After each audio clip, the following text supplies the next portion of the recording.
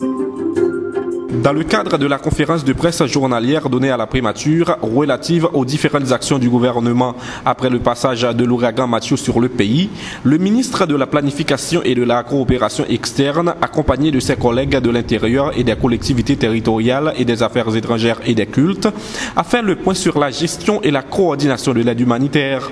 En effet, au cours de son intervention, le ministre Fleurin a fait état d'un ensemble de dispositions qui ont été prises au ministère de la Planification et de la Coopération externe en vue de bien coordonner l'aide humanitaire, à savoir la constitution avec OCHA de la carte des engagements financiers et des dons humanitaires.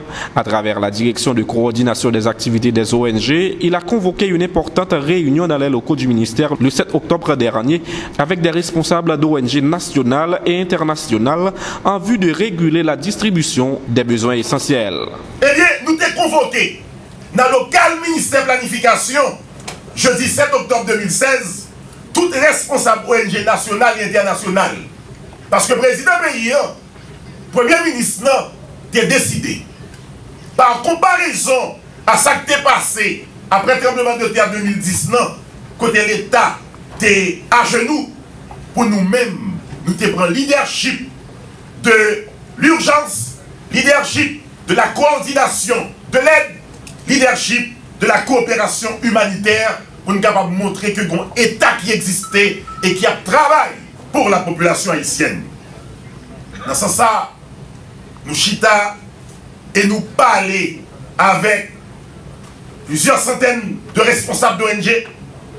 Côté, nous demandons pour être capables de réguler distribution tout besoin essentiel.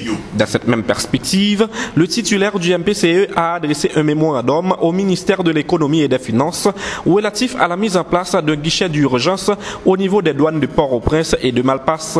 Il s'agit de mécanismes ad hoc de format intersectoriel tripartite MPCE, MICT, MEF, facilitant le dédouanement des dons humanitaires suivant une procédure célère. De concert avec le ministre de l'économie et des finances, nous créons ça qui est le guichet d'urgence, qui est un mécanisme de dédouanement de dons humanitaires. Il facilite ça. Dans le mécanisme, ça, nous mettons campé avec AGD, avec deux représentants du ministère de l'économie et des finances, deux représentants du ministère de la Planification et de la Coopération externe, dans Malpasse et dans la douane de Port-au-Prince, pour qui capable de ONG ça d'abord une autorisation provisoire, puisque nous pouvons reconnu en Haïti, pour capable de fonctionner pendant 3 mois, et pour permettre que l'aide humanitaire atterrit parce que nous pas bien fait et mettre en branle procédure pour être capable de franchise, eh bien, avec le guichet d'urgence, ministère de l'économie et des finances, nous baillons, nous permettons dédouaner dons humanitaires ça rapidement dès que c'est venu dans nos directions protection civile. Le ministre Fleurin a également évoqué le processus de planification du relèvement suivant une approche de refondation territoriale. Une équipe est déjà à pied d'œuvre au MPCE travaillant sur le Post-Disaster Needs Assessment en vue de mettre en place ce plan de relèvement de la péninsule sud avec des experts locaux, du PNUD et d'autres institutions internationales. Il y a 2 points fondamentaux. C'est l'urgence et le relèvement. Et c'est ici, vous allez voir, que le ministère de la Planification et de la Coopération externe, dans un élan, dans une perspective multisectorielle, avec les différents ministères, nous planifions la coopération humanitaire, la coordination de l'aide, en amont, mais en aval. Nous allons penser le relèvement. Comment engager une véritable refondation territoriale? À la fin de cette conférence de presse, le ministre Fleurin a informé qu'il a signé au nom du gouvernement haïtien 2 protocoles d'accord dans le cadre d'une coopération commerciale avec la CACSI, une banque de développement de la République populaire de Chine. Le premier porte sur la construction de réseaux électriques national comprenant un parc éolien et solaire à hauteur de 1,2 milliard de dollars américains.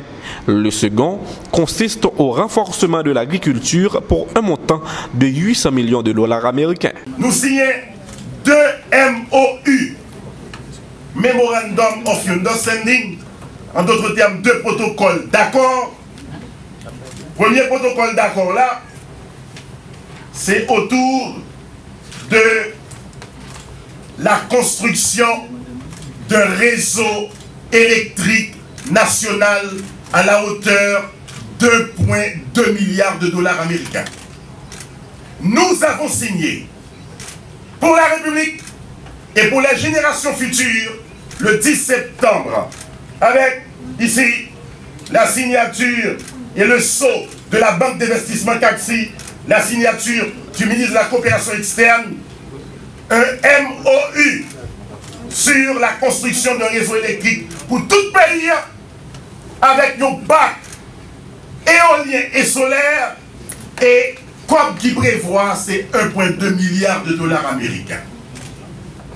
Mon deuxième MOU, c'est sur l'agriculture. L'agriculture à la hauteur de 800 millions de dollars américains comme prévision.